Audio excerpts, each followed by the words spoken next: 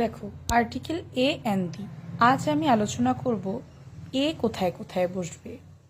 দেখো, যদি কোনো ওয়ার্ডের শুরুতে কনসোনেন্ট থাকে, কনসোনেন্ট আমরা জানি 21টি consonant, B C D F G H J K L M N P Q R S T V W X Y Z, এই 21টি হলো consonant.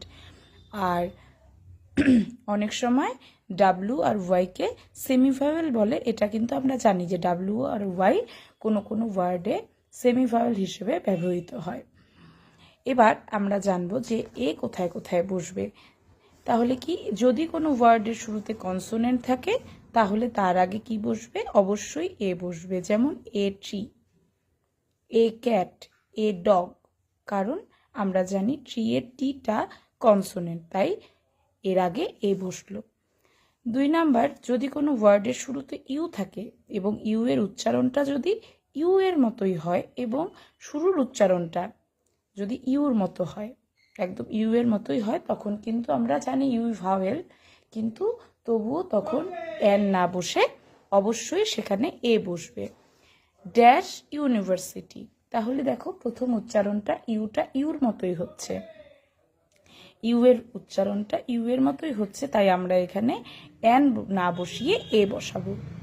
Dash European, European, you এটার উচ্চারণটাও কিন্তু ইউর মতোই, ইউ ভাওয়েল, কিন্তু প্রথম আমাদের উচ্চারণের শুরুতেই যেহেতু ইউর মতোই হচ্ছে, তাই আমরা রুলসে আগেই লিখেছি ইউর উচ্চারণ ইউর মতো হলে সেখানে এন না বসিয়ে এ বসাবো।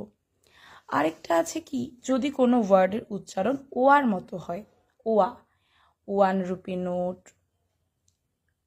এরকম মানে কোনো ওয়ান দিয়ে, ওয়ান আইড ম্যান, যদি কোনো ওয়ার্ডের উচ্চারণ ওয়ার মতো হয় তাহলেও কিন্তু আমরা সেখানে ও মানে ভাওয়েল থাকলেও ও থাকলেও আমরা সেখানে এন না বসিয়ে এ বসাবো। যেমন এক্সাম্পল, ড্যাশ 1 রুপি নোট অথবা ড্যাশ 1 আইড ম্যান আমরা লিখতে পারি, তখন আমরা এন লিখবো না, কি লিখবো? অবশ্যই সেখানে এ লিখব।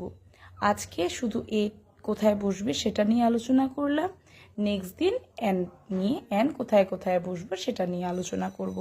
তোমাদের ভিডিওটা কেমন লাগলো অতি অবশ্যই আমাকে কমেন্ট সেকশনে জানিও। Thank you.